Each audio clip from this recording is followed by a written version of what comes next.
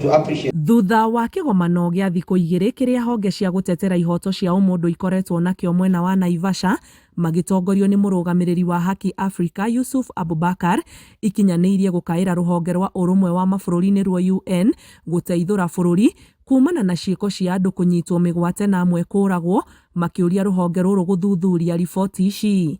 But we are also preparing a complaint to be presented to the UN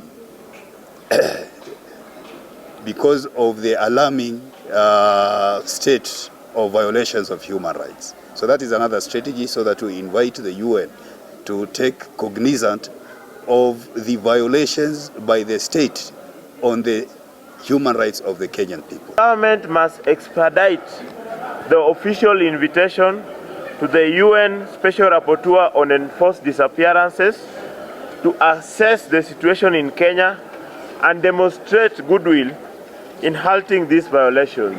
Marauga ciĩko ici nĩ iramaguoyohia, noho makaregana na ikinya rĩa atongoria kuongerera ihinda rĩa wathani kuma miaka 5 nginyagia miaka 7. Kama wanaharakati tumekuwa na uoga ama tumestaajabishwa na hali ya watu kupotezwa, watu kuuliwa.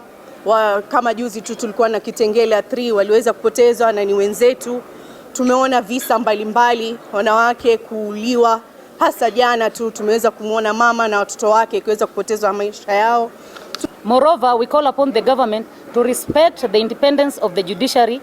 Any attempts by government officials to intimidate or coerce the media into favorable rulings must cease immediately.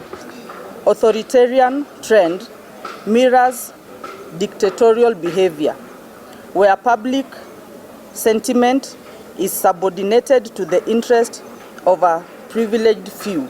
Ikundi ici ciĩhĩtĩte kwagagia thayũ wa bũrũri na njĩra ya mĩrũrũngano nginyagia bunge-inĩ ya bũrũri, makiuga no nginya gatiba ya bũrũri ĩthingatwo. Ngĩribotera Inooro TV, njĩtagwo Ani Ngigĩ Wanyamũ.